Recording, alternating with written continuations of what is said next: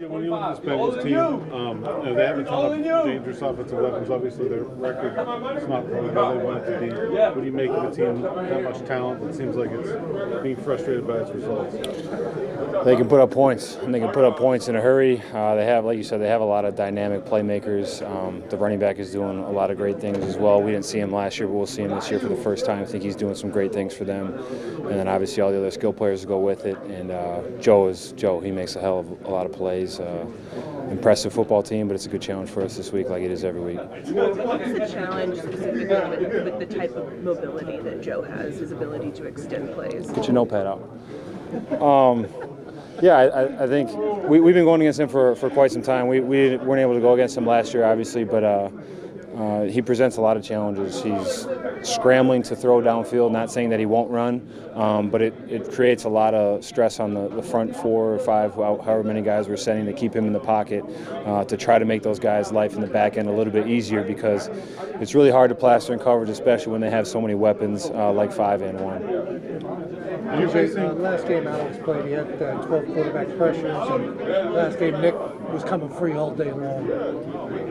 Do you take some satisfaction in taking on 2-3 blockers and helping that happen? Yeah, I mean, I'm trying to do whatever I can to help the team win games, honestly. And it seems like there's a lot of schematics being thrown my way this year, and we're trying to figure out how to combat it week in and week out. And those guys opposite of me have done a great job. Everybody up front has done a great job of continuing to find ways to create pressure, even on the games that I'm not able to. Even when they're coming free, do you feel frustration? Oh, no. If we're winning and we're taking care of business and guys are getting after the quarterback, I have no frustration. Obviously, I would like to play a part in it. And I'm trying to do my best to find and navigate that.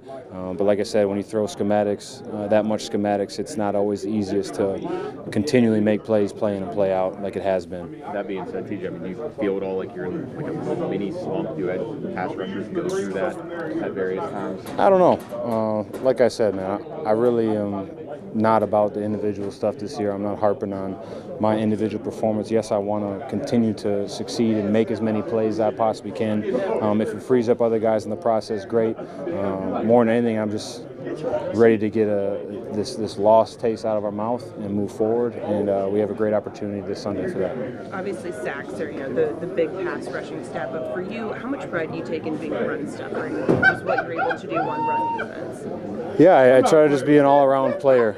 Try to make plays, whether it's the run, the pass. I'm not trying to take downs off. And we're trying to navigate that as well. We haven't had the most depth this year with injuries throughout the week, but trying to navigate that and try to make as many plays as I can while I'm on the field. And it's not always as easy as it looks, and I'm just trying to continue to navigate that and the schematics that come along with it. We talked about Joe's mobility, and Winston got out of the pocket against guys a little bit, was able to make some plays. Did you see anything from your tape that you feel like you can clean up in terms of just maintaining contain? You've done such a good job against Lamar and Jaden Lee. Yeah, I mean, there's always going to be things to clean up, even when we're successful. But I think it's just continue to not have 4 or 5 independent contractors, we like to say in the D-line room. Continue to work as a unit.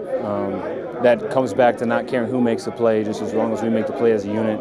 And I think we'll do a better job this week, but it's not an easy task, like I said earlier. Is it weird having the cameras upstairs and the meeting rooms and things like that all around? Yeah, a little bit. I think it'll wear off here in the next week or so. You kind of forget that they're there, but yeah, you definitely notice them for the first couple days, and some people are talking more than they usually do, but I'm sure that'll calm down. Are you one of those people? No, I'm sliding to the back of the room as much as I can. Any predictions for who might get some airtime? No. Might be a sleeper character from this team? No, we'll see. There's a lot of them, though, so they'll get their opportunities.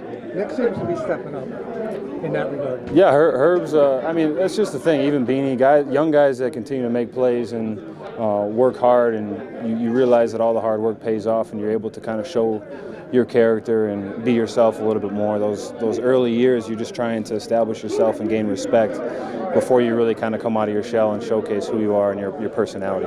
When a guy like Myles Garrett, post-game after the Browns game, kind of challenges you and talks about how he's the best defensive player in the league, things like that, does that add a chip on your shoulder? I mean, does that add extra motivation? Do you pay attention to any of that? Not really. I mean, like I said, all year long, I'm worried about the Pittsburgh Steelers being the best team at the best time, and I feel like we're in the right direction this week, and we have a challenge this Sunday. Is it a compliment at all that he has a great game and you're still the first guy on his mind that he's bringing up and talking about? I don't know. That's not for me to say.